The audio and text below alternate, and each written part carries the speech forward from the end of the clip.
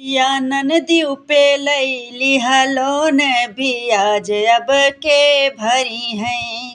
पिया ननदिउ पे लैली हलोन बियाज अब के भरी हैं।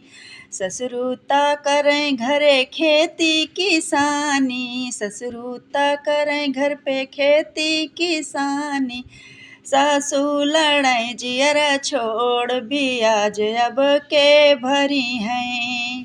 पिया ननदिउ पे लैली हलोन बियाज अब के भरी हैं।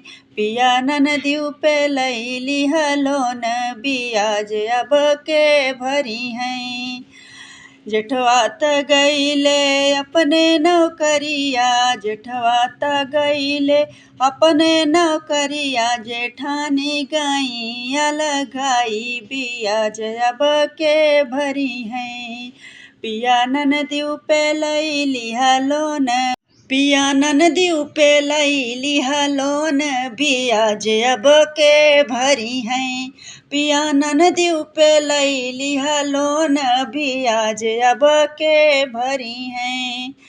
देवर तो गईले अपने कॉलेजवा, देवर तो गईले अपने कॉलेजवा। देवरानी करई मन मानी बियाज अब के भरी हैं।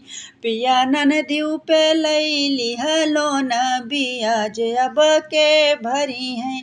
पिया ननदिउ पे लैली हलोन बियाज अब के भरी हैं। हमारे चैनल को सब्सक्राइब करें ताकि हमारी नेक्स्ट वीडियो आपको मिलती रहे। थैंक यू, धन्यवाद, जय माता दी।